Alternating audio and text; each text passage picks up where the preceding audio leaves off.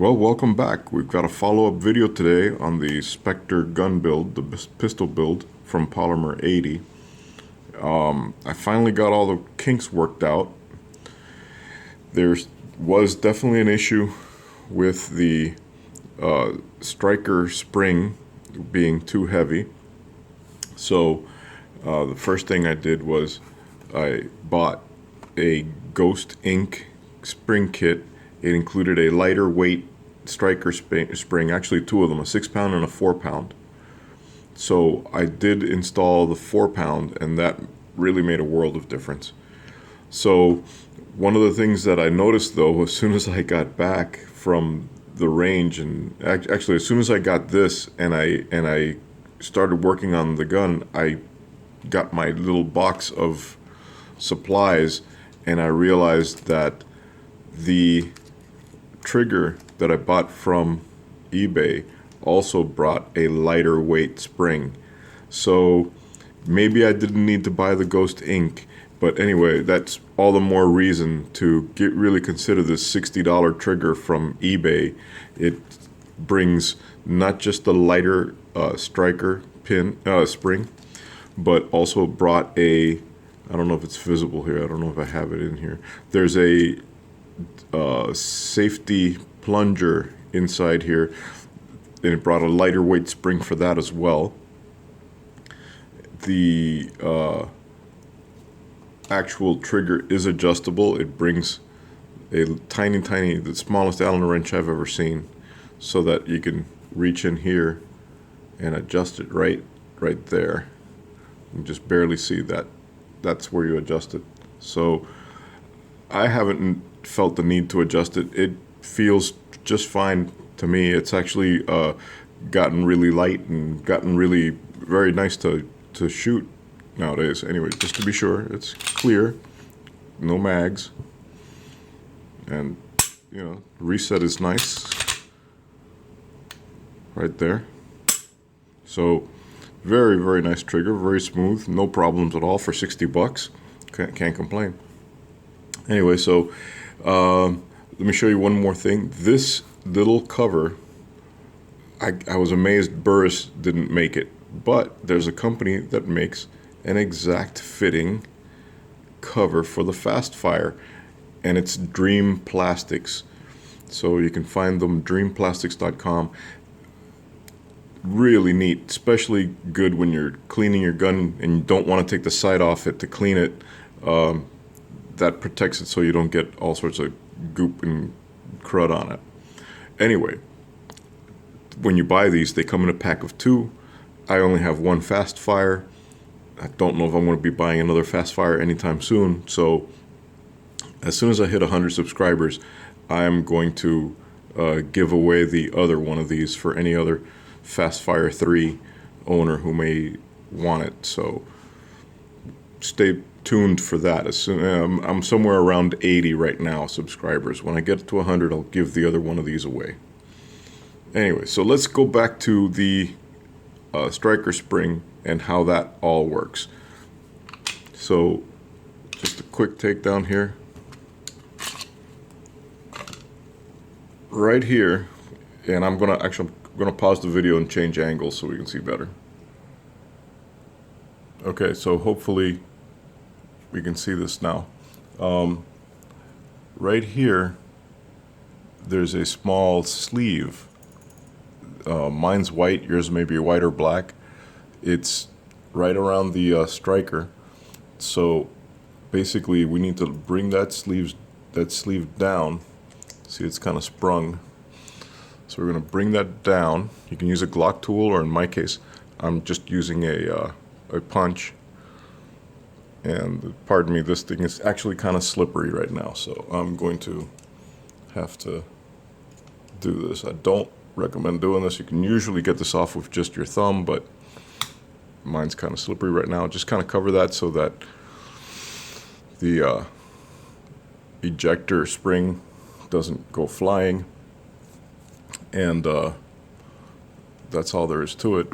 So this is the striker that came with the Lone Wolf design slide. As you can see, it's been drilled out, so it's lightened. It's a very nice striker pin. And that's the sleeve I was talking about that was in there. So basically, the way this works, the trigger, the back end of the trigger catches on here, and it pulls back. Well, I can't do it from there, but anyway, so it pulls it back, and then when it releases it, bam, it sends the firing pin forward and strikes the primer. So the easy way to change out the spring, no problem taking these cups by just, these little cups come right off by just compressing the spring by hand like so. But to reinstall them, there's an easy way, and that is to insert this like so. Now you've got something that's holding your firing pin, your striker, while you do this, holding the sleeve. See, that's much easier. So just turn it upside down, put it in there, and these will go right. Oops, missed it that time.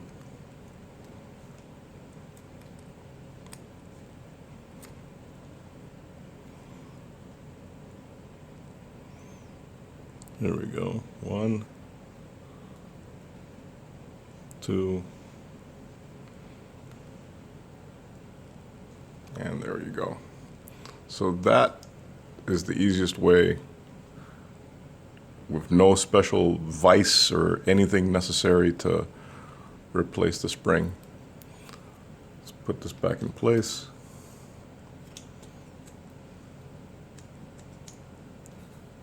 All right, make sure your little plunger and spring and all that are still in there. We're going to just start by getting this kind of in the groove.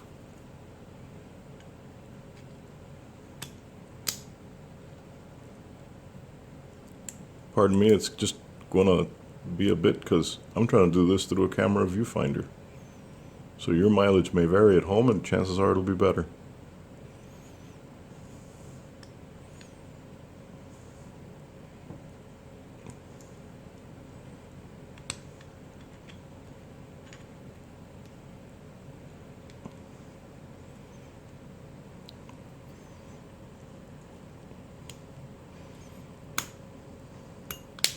And there we go. So that's how you change that.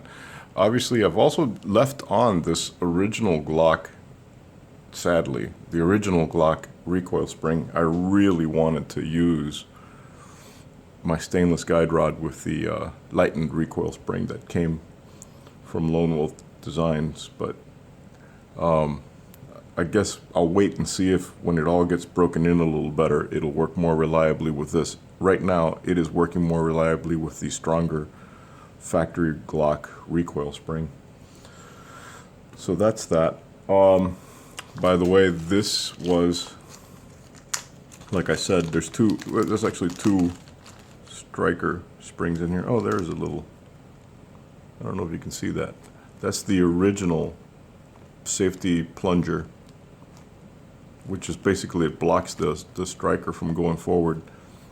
That's this right here. That's the original spring that came on here. I lightened it, and I can just barely tell a difference, but it is detectable. It is an actual difference. All right, so this nice, shiny, stainless-looking spring is the one from Lone Wolf, and it's actually heavier. This one is the lightweight one. The lightweight ones are usually longer than the heavier ones. So, and the same holds true for the Ghost. The lightweight one is longer than the heavy one. So I also wanted to follow up because I promised I would let people know what mistakes I made along the way, and this is going to be one of the biggest ones right here. You can barely tell there's a little shiny area right there, and so this is what that's all about. Let me explain. So this side of the template, as you can see, I followed the instructions. I favored the slot toward the side of the grip. It was not really easy to keep it on there with the Harbor Freight drill press cross vise that I had. It's really garbage. I don't suggest you use anything like that. But that's what was in the instructions. So however, this side, look at that. Look at that big divot right there. Well, that went into the pistol frame. It actually gouged a hole down from the rail and down to about here. So needless to say, that was a problem. That was really ugly. And the solution I found to that was this stuff. I bought this at my local Ace Hardware. So this is epoxy, 2-part. It's got a gray and a black side. Mix it up. The hardener, I think, is the gray part. I'm not really sure, but anyway, so you mix it up equal amounts, and it comes out really close to this black from the frame. You can hardly tell. Honestly, it probably even just brings it out more in the camera than it does in person. You really can't tell in person. So that was one of my mistakes. Another thing, and that's how I fixed it anyway. Another thing that I consider a mistake when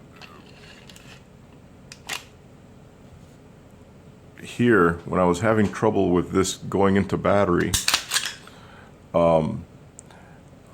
I kept thinking it was rubbing on the front. I had left 2 little nubs in the front that would kind of contact the slide, and I thought that was giving it enough friction that it would not let it go into battery. Well, it turns out that's not the problem. So I'll probably build those up with some of the same PC7 epoxy. I'll probably build up that whole front rail section just to cover up the gap. As you see right now, there's like a 1/16 inch travel. If I squeeze this, there's just that sloppiness. So another thing I was thinking of possibly doing was drilling and threading right here for set screws. There's plenty of room for something like that for small set screws to sit precisely on the slide, but I want to try the PC7 stuff first before I do that. That's about it. I don't think there's much else to talk about. Everybody knows about the mag. Well, had to be clearanced a bit for the Magpul mags, but they're working fine now. So are Glock mags. That's about it.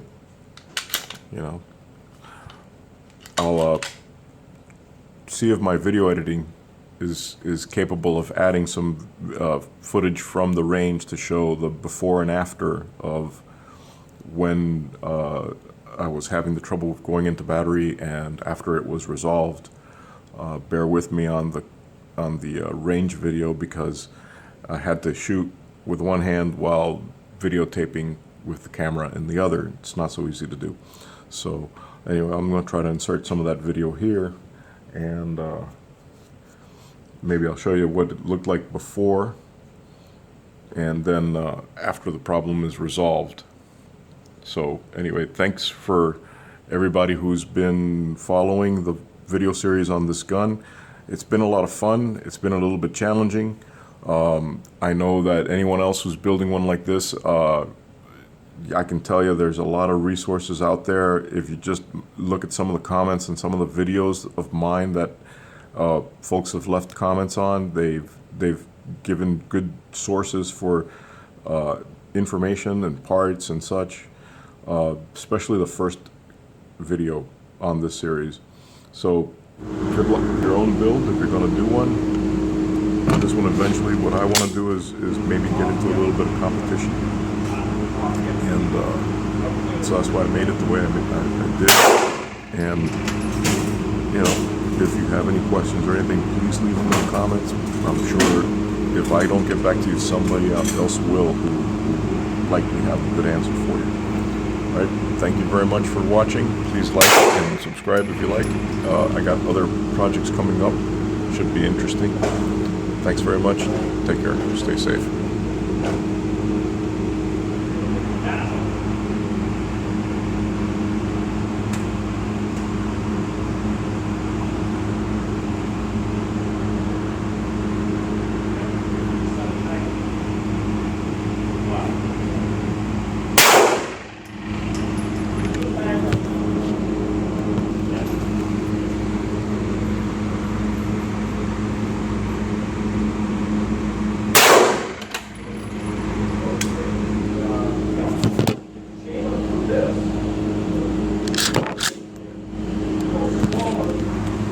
oil line is short.